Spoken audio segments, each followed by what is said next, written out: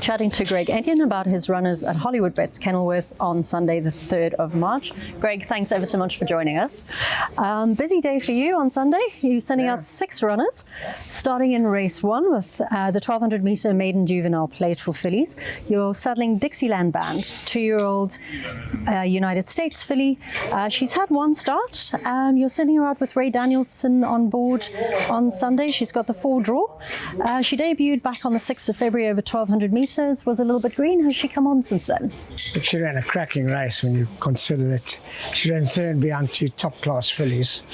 I think the winner of that race they thought was good enough to run in against the colts in the nursery.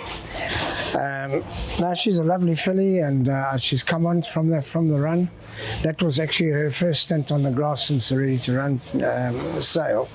So she's done well, and she's still doing well. If you can see, this is her at the back here, and I'm expecting another really, very strong run from her. Super, one to look forward to. Then you're also sending out Miss World, a 2-year-old one-world filly out of a dynasty mare. This will be her debut run. Cornet offer on board and the 6th draw. How's she doing at the moment? Yeah, she's a very nice filly, this. She hasn't been on the grass. I had a little bit of shin sore problems with her, and I didn't want to risk putting her back on the grass and then again shin sore again. So she's going to run without grass work, but she's a very smart filly, and I'm hoping she could run for places.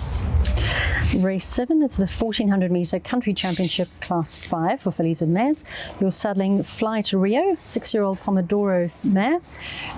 She's got Keenan Stain on board, 55 to shoulder, and the 8 draw. What can you tell us about her? No, look, she's doing very well. You know, this is a class of race, and she's in a good space. She's got a good weight. She should have finished a bit closer last time, but for a bit of bad luck. And I expect her to be back in the money this time. And she's joined by her stablemate Vinique, 5-year-old Path Fork mare. JP van der Merwe on board, 54, and the 10 draw. How's she doing? Oh, once again, bad draw. She doesn't crack a draw, this filly. The day she cracks a draw, they can put the money down in this type of field. But she's drawn 8 out of 8 again. You know, she's just always way towards the outside. But she's game, and she runs on strongly, so she'll have to do that again from the back of the field. And hopefully she can maybe get a step closer to the winning box. Super. Then race 8, 1000 metre Cape B Stakes. You're sending out Major Apollo. Anthony Andrews on board. Looks like he's improving. What can you tell us about him? Yeah, look, he's a very nice horse, this.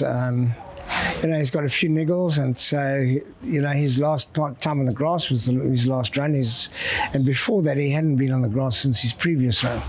And he needed the run badly last time, and unfortunately, Grant van Niekerk rode him and didn't know that he had so much gate speed, and he jumped him before he knew where he was. He was 2-3 legs clear, and we wanted to tuck him in, being at 1200. But anyway, so, you know, he ran out of puff in the race, and I said to him, if he does, you know, just don't punish him, because, you know, we'd like to come back for another stint. But on that run, he showed so much speed, I decided just to bring him back to the 1000 metres. He's got a nice galloping weight of 52.5, and yeah, I think he'll be competitive. And then lastly in race 9, the 1000 metre Cape C Stakes, you're sending out Wordsworth, 6-year-old elusive Fort Gelding. Also Anthony Andrews on board, 54 to shoulder, and he's got the 6th draw. You've got blinkers and a tongue tie on him on Sunday. How's he been doing? No, look, he's doing, you know, he always wears the blinkers and he always has the tongue tie. I might just take the tongue tie off him, actually. I've been working him without it, and he seems to be a happy horse without it. His tongue tied to the bottom of his mouth. But, you know, he's at all wars. He tries his damnedest every time, and I think once again he'll be there. Super. And you seem to have a bit of a knack with the elusive forts as well. You like them?